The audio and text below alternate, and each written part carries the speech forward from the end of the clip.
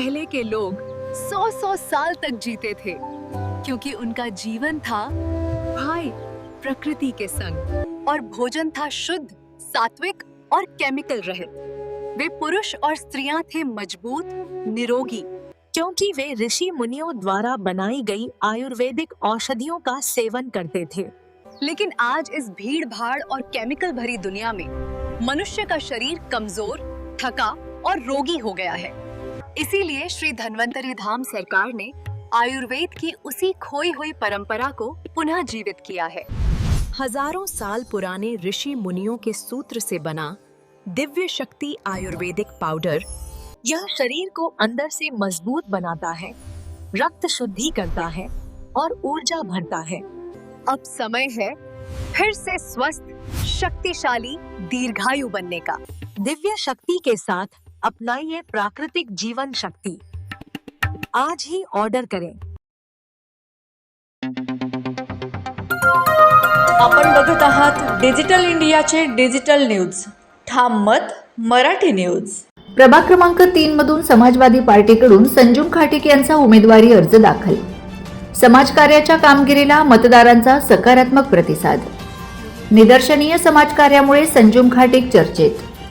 दोंडाईचा नगरपालिका निवडणुकीत प्रभाग क्रमांक 3 मध्ये आगामी निवडणुकांची चुरस वाढत असताना समाजवादी पार्टीकडून संजुम खाटीक यांनी सोमवारी आपला उमेदवारी अर्ज दाखल केला। नामांकन दाखल करण्यासाठी सकाळपासूनच पक्षाचे स्थानिक पदाधिकारी, कार्यकर्ते आणि समर्थक मोठ्या संख्येने उपस्थित राहिल्याचे पाहायला मिळाले। संजुम खाटीक या गेल्या काही वर्षांपासून प्रभागात समाजसेविकेच्या भूमिकेतून सक्रियपणे काम करत आहेत। आर्थिकदृष्ट्या दुर्बल, मजूर, महिला आणि ज्येष्ठ नागरिकांसाठी त्या सातत्याने विविध उपक्रम राबवत आल्या आहेत।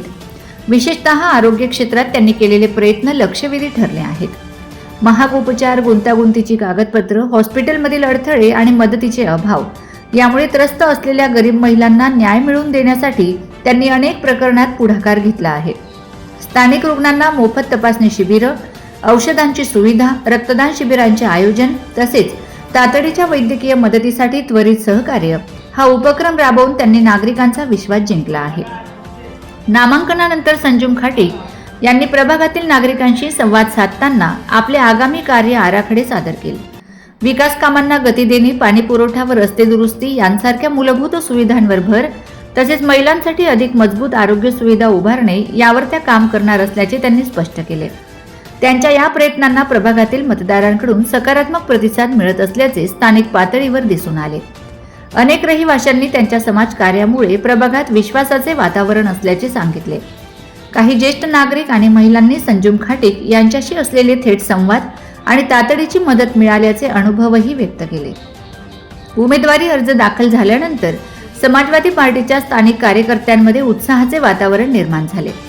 आगामी निवडणुकांसाठी संघटन मजबूतीकरण, बूथ स्तरावरील यंत्रणा मजबूत करणे आणि मतदारांपर्यंत पोहोचण्याचे नियोजन यावर कार्यकर्त्यांची पुढील रणनीती ठरवली जात असल्याची माहिती पक्ष सूत्रांनी दिली। उमेदवारी अर्ज दाखल झाल्यानंतर संजुम खाटीक यांनी पुढील काही दिवसात प्रभागात घराघरात जाऊन नागरिकांशी संवाद साधण्याची, त्यांच्या समस्या प्रत्यक्ष समजून घेण्याची आणि प्रभागाच्या प्राधान्यांचे नियोजन करण्याची मोहीम गतिमान करणार असल्याचे सांगितले। ठाम मत मराठी न्यूजसाठी सोपान देसले, धुळे।